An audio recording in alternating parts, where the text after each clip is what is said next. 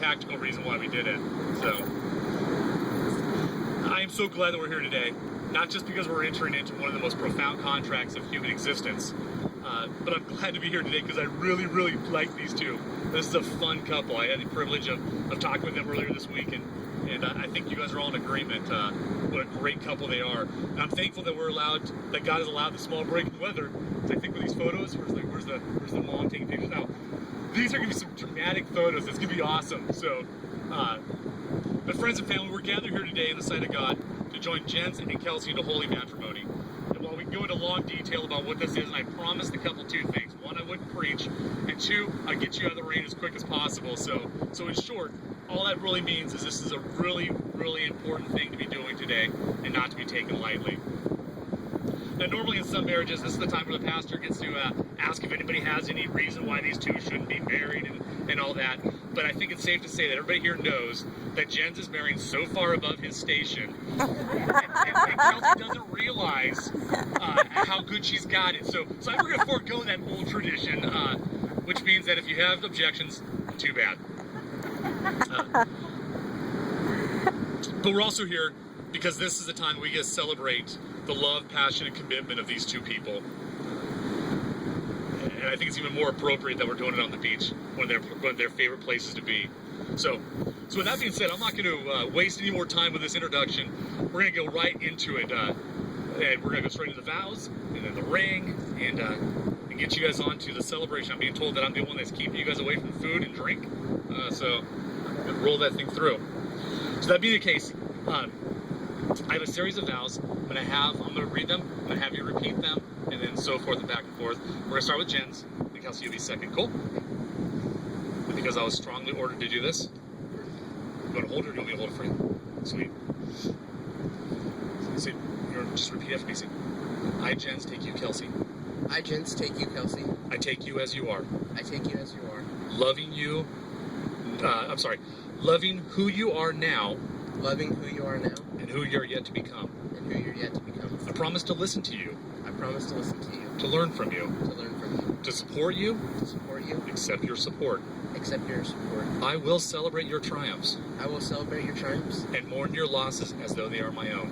And mourn your losses as though they are my own. I will love you. I will love you. And have faith in your love for me. And have faith in your love for me. Through all our years and all that life brings to us. Through all our years and all that life brings to us. Sweet. Want to hold it for Kelsi? Can you still hold her hand? I, Kelsi, take you, Jens. I, Kelsi, take you, Jens. See, with authority, I love it.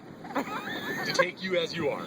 To take you as you are. Loving who you are now. Loving who you are now. And who you are yet to become. And who you are yet to become. I promise to listen to you. I promise to listen to you. To learn from you. To learn from you. To support you. To support you. And to accept your support. And to accept your support.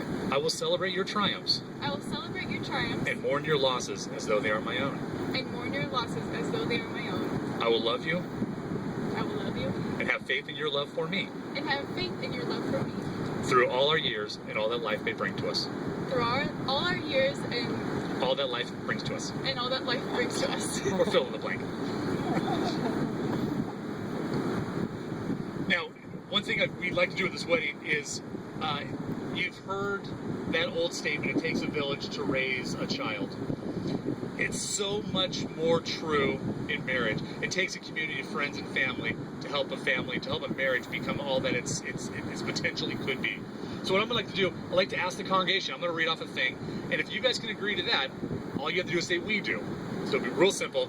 Normally I like to move around, but because they have me trapped in this little prison, I'm just going to read it from here. Friends and family, do you promise to help this couple succeed in all areas of their marriage? To sacrificially assist them, whether that's financially, spiritually, emotionally, or physically, to seek the best for them? Do you? We do. One of the great things about that is they just made a covenant with God to support you guys financially. So now, Jens, when you want to, or Kelsi, when you want to go buy all those drapes and everything for the house, and he's concerned about the savings, hook them up. So that's sweet. I love that. We're about to move into the wedding rings, the exchanging of the ring vow, and I just want to spend a few minutes talking about the ring. One of those you ask anybody in the Coast Guard, and I think you can back me on this one. You go, like a bunch of single coasties go out to a pub or something. You ask them what the meaning of a wedding ring is, and they're going to tell you. It means she's off the market. You see a ring, it means don't touch. Wedding rings mean so much more than that, and thankfully we're not worried about that right now. But it means so much more. We make our wedding rings out of what? Gold, silver, platinum, a bunch of bling on your diamonds. All the things that are really costly to us. I love also, let me pull your ring out actually, just make sure I still have it. So, do you have your ring by the way? Have you seen it? Gold, platinum, everything that's costly to us. And there's a reason we do that, by the way. It's to say that as precious as this junk that this ring is made out of, it pales in comparison to the person to which that ring is on. I also love the fact that a ring has no beginning or no end. It's symbolic of our love. And love should have no beginning, no end. It's designed to be. But more importantly than of the really rich stuff that it's made of or its eternal nature, is which hand we place the ring on. I promised them I wasn't going to preach, so keep your hands and arms inside the car. Real briefly, I love to research things out. As a chemist, you might get a kick out of that too. But I've tried really hard to find out where the history of the wedding ring came from. There's all kinds of theories behind it. I heard one person tell me that the ancient Romans believed that there's a major vein that goes from the left index finger, ring finger, all the way to the heart, and that's the primary reason we put the ring on it. I heard one theory say, no, this is the oath hand. You place your hand on the Bible, you raise your right hand. I solemnly swear to tell the truth, whole truth. Those are the two reasons why we put it. Truth be told, man, I don't know why the wedding ring. Are you shivering? Are you cold? Okay, good, because I'm just getting warmed up, girl. I don't know why we put the ring on, so I'm going to give you a theory. Actually, I'm going to give you all a theory, because I've already given them a brief theory, on why we have the ring on the left hand. And it's really important for you guys to know, and I think it's cool for you all. So here's the theory. We know that since antiquity, we wear wedding rings. The ancient Romans did it. So maybe the reason that we wear rings on our left hand is because of this. In the age of chivalry, when guys were running around out like slaying dragons and riding unicorns or whatever they did during that time, which hand did they use to fight the war with? Which hand was the hand that they held the sword with? Of course, these two already know. It's the right hand. The right hand, so if you had a ring on, obviously it's going to affect your ability to hold a weapon, but more importantly, the right hand was seen as the hand of war, the hand of death, the hand of destruction. If the right hand was the hand of destruction, what was the left hand? Take a stab at this because you already know the answer. That's right, the shield hand.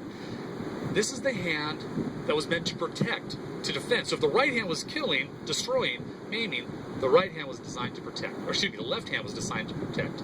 I think the reason that we put this really costly, precious, eternal thing on our left hands is to constantly remind us that our purpose in marriage is to defend and support and protect our spouse.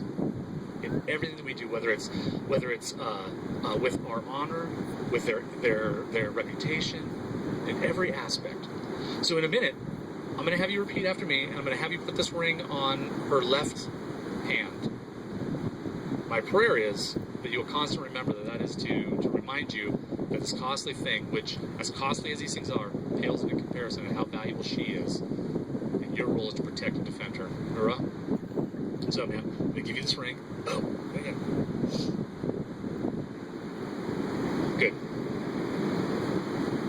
Because you need both hands on this, I'm going to go ahead and hold up the microphone for you. You know what? That's a great point. Let me give you her ring. Everybody wants to be a critic. Sorry, man.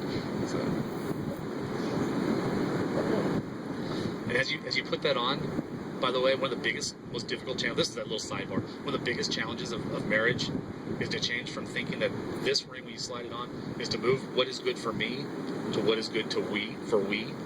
And man, that, taking from a guy who's married, and I think anybody else can agree with you, that's one of the most difficult transitions. So as you put that on, you now belong to we.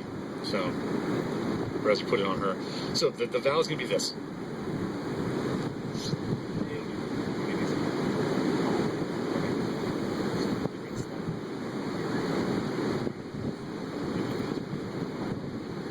this ring as a token of my love.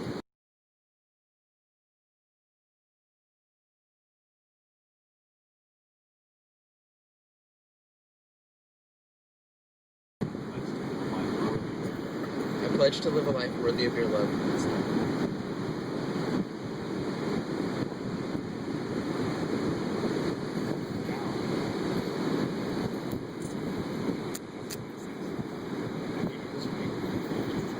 I give you this ring as a token of my love, of my faithfulness, and my devotion to you. I will protect, honor, and sacrifice for you. I pledge to live a life worthy of your love.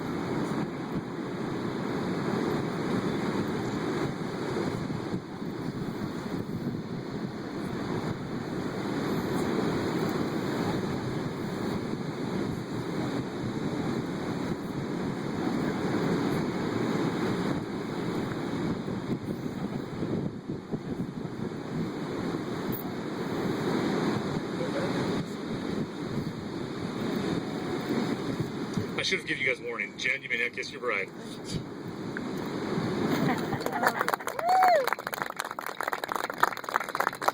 Ladies and gentlemen, it's now my profound pleasure to be the first person to announce Mr. and Mrs. Evans. So exciting.